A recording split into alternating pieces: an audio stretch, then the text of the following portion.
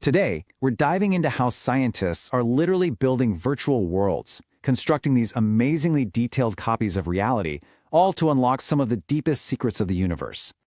And just take a look at this. I mean, it looks like something straight out of a blockbuster sci-fi movie, right? But nope. This is a real, functional, digital twin of an incredibly complex piece of scientific hardware. It's a virtual lab for testing some of the biggest ideas in physics. So, that brings up a huge question, doesn't it? How in the world do you even start to build something that complex inside a computer? How do you make a virtual world so accurate that it can actually predict what's going to happen in the real one? Well, the answer is actually pretty cool and surprisingly simple. They build them just like you'd expect, one piece at a time. And the toolkit they use? You can think of it as the most powerful and precise set of digital Legos ever created. All right, so let's pop the lid on this digital toolbox. Let's take a little tour of the Bricks catalog and see what kind of fundamental pieces these virtual architects get to play with. So the whole system is built on this idea called constructive solid geometry, or CSG. Now that's a fancy name for a really simple concept. You start with a bunch of basic, primitive shapes, and then you combine them to create pretty much anything you can imagine. It's the official rulebook for our digital Lego set. And the catalog kicks off right where you'd think it would. You've got your most basic building block of all, the box. It's called a G4 box. By the way, that G4 stands for GN4, which is the name of this whole simulation toolkit. It's a simple solid you can stretch and resize however you need. From there, you get more options. You've got tubes, or G4 tubes. These are perfect for building things like pipes or the barrels of particle detectors, really any kind of cylindrical part. And of course, you've got cones, or G4 cones. And just like with the other shapes, you get to define every little detail. The radius at the top and bottom, the height, you can even just create a small slice of a cone if you want. It gives you total control. Now check this out, because this is where the level of precision really starts to matter.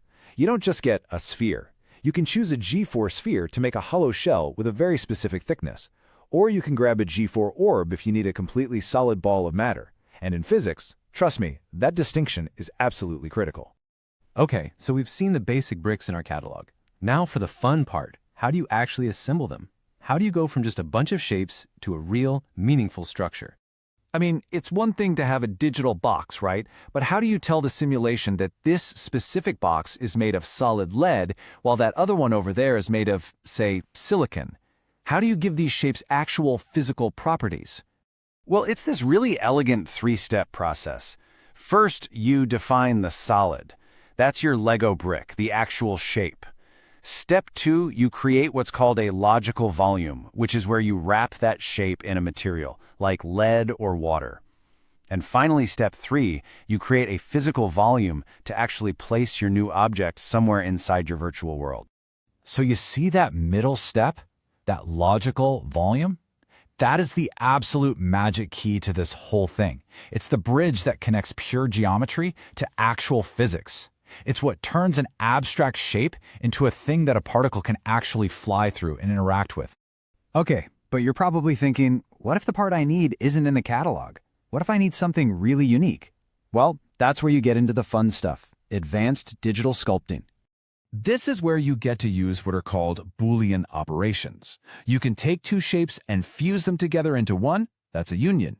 You can find the little piece where they both overlap. That's an intersection. Or, and this is my favorite, you can do a subtraction, where you use one shape like a cookie cutter to carve a hole right out of another.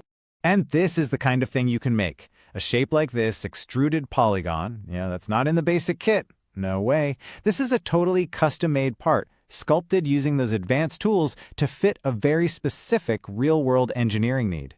Now, for the most ridiculously complex shapes, there's one last trick up the sleeve, the tessellated solid. This technique builds an object out of a mesh of thousands, sometimes millions, of tiny flat surfaces called facets. Its real superpower is that it can act like a universal translator, letting scientists import super complex designs directly from engineering programs like CAD software. And that brings us right back to where we started. This is how you build a digital twin with that insane level of detail. Tessellation takes that real-world engineering blueprint and translates it, piece by tiny piece, into a solid object that can actually exist inside the physics simulation.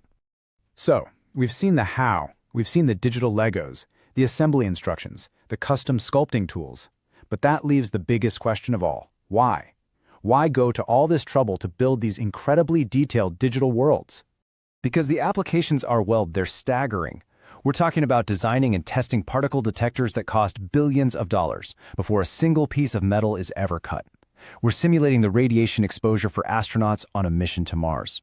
We're planning life-saving cancer therapies with pinpoint accuracy. We are, quite literally, testing the fundamental laws of the universe from inside a computer. Ultimately, that's the incredible power of all this.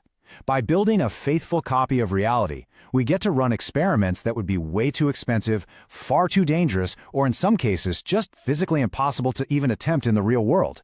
It's like a cheat code for scientific discovery. Which leaves us with one final, kind of mind-bending thought to chew on. If we now have the tools to build a universe in a computer, digital brick by digital brick, what in the world are we going to discover next?